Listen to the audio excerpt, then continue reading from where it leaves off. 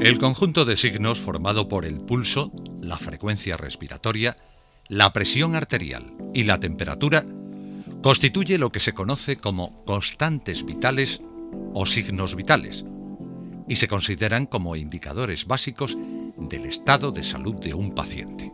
Este vídeo sobre la presión arterial forma parte de una serie sobre las constantes vitales. En el vídeo se mostrará el instrumental necesario y la forma correcta en que se debe determinar y registrar.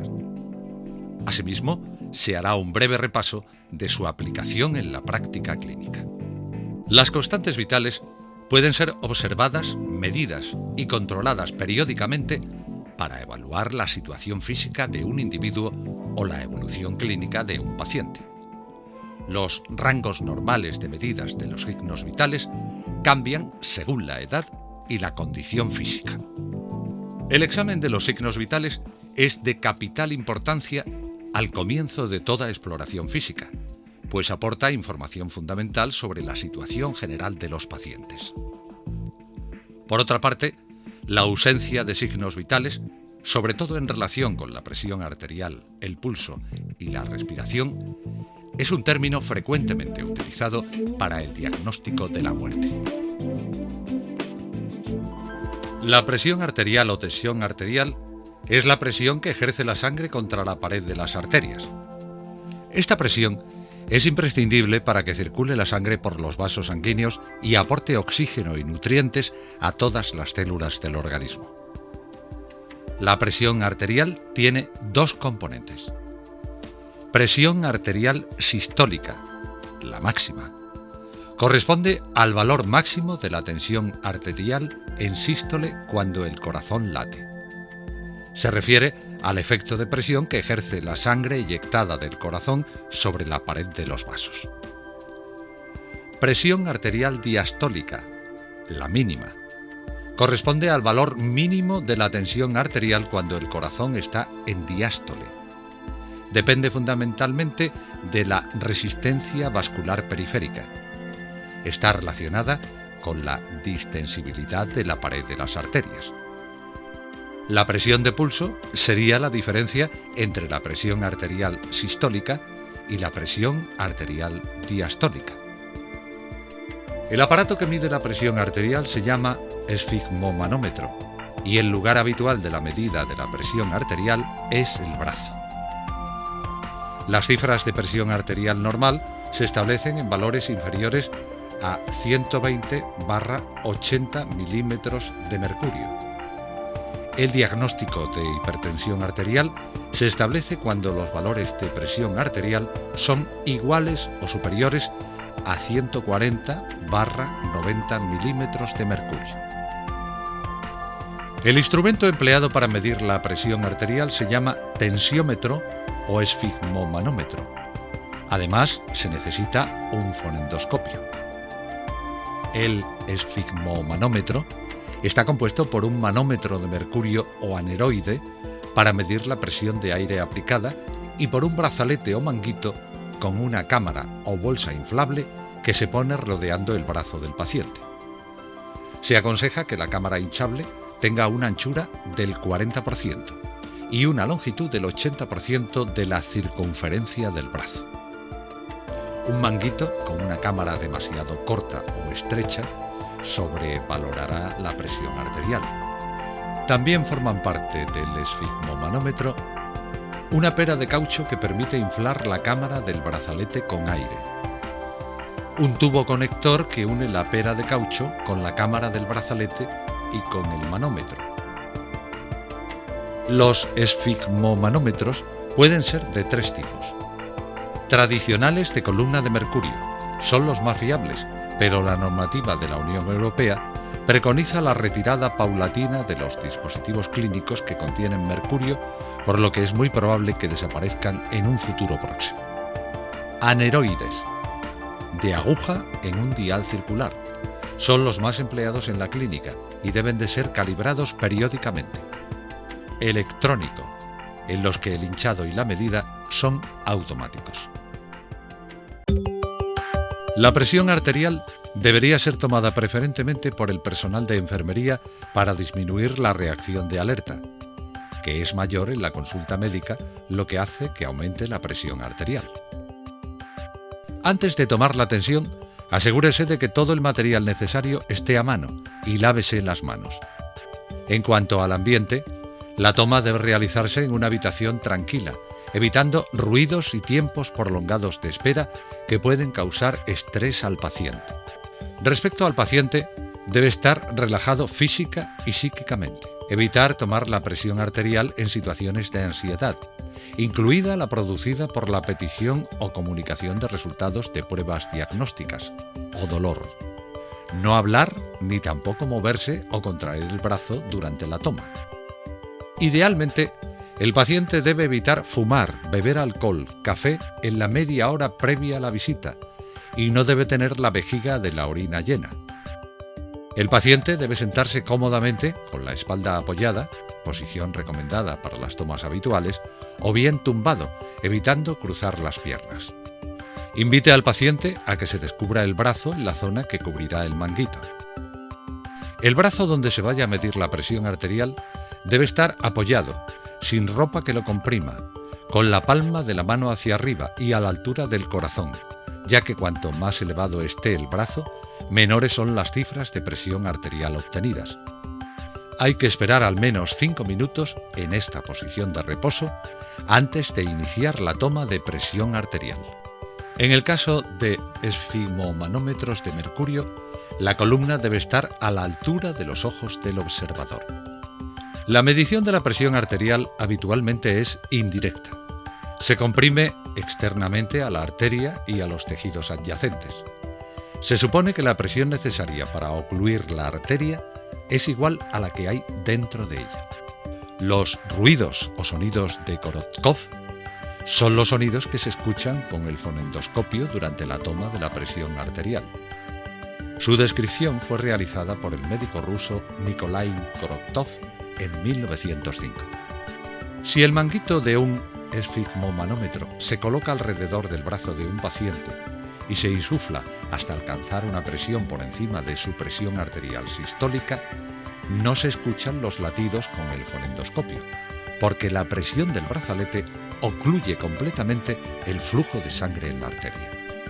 Al desinflar el manguito, cuando la presión aplicada cae por debajo de la presión sistólica del paciente, la arteria se abre parcialmente y se produce un flujo turbulento que es audible y se corresponde con el primer sonido de Korotkov. Los sonidos de Korotkov son fuertes y pulsátiles, producidos cuando la arteria se abre ligeramente y deja pasar un pequeño chorro. A medida que desciende la presión del brazalete y mientras esta presión esté entre la sistólica y la diastólica, se oyen fuertes ruidos de golpeteo, ya que el flujo por la arteria continúa siendo turbulento. Cuando la presión del manguito cae por debajo de la presión arterial diastólica, no existe ninguna limitación al flujo de la arteria. La sangre pasa sin turbulencias y los sonidos de Korotkov desaparecen. Los pasos para la toma de la presión arterial son los siguientes.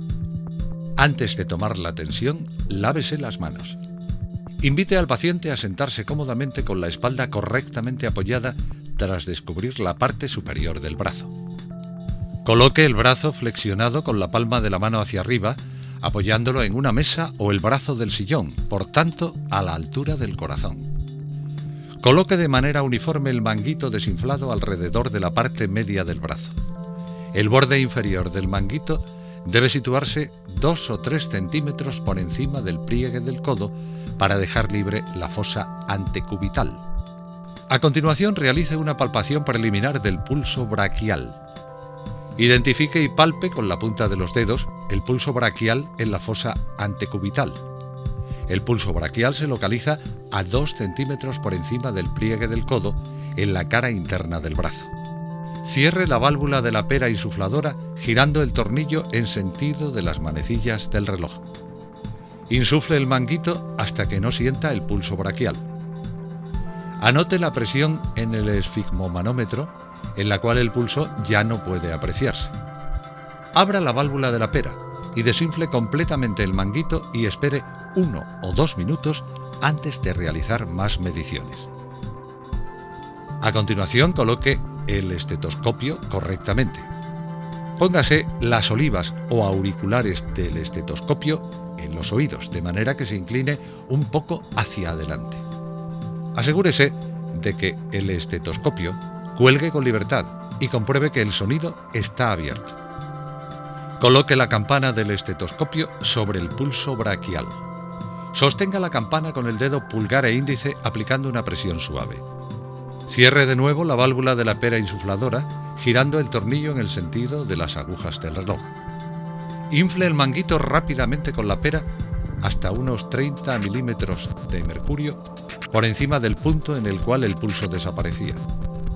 Abra la válvula de aire girándola en dirección contraria a las agujas del reloj y dejar salir el aire muy lentamente. Observe sobre el manómetro el punto en el que se comienza a oír con el fonendoscopio los latidos cardíacos. Este punto es el primer ruido de Korotkov y señala el valor de la presión arterial sistólica o máxima. A partir de ese momento, seguiremos desinflando el manguito e iremos escuchando los latidos que primero crecen en intensidad y luego decrecen. Observe el nivel de la aguja o de la columna de mercurio en que desaparecen los latidos cardíacos o ruidos de Korotkov. Este punto se considera la presión arterial diastólica en adultos. Abra entonces completamente la válvula vaciando el manguito de aire. Retire el manguito del paciente. Guarde el manguito correctamente desinflado. Vuelva a lavarse las manos. Registre la información de acuerdo con los criterios de su institución.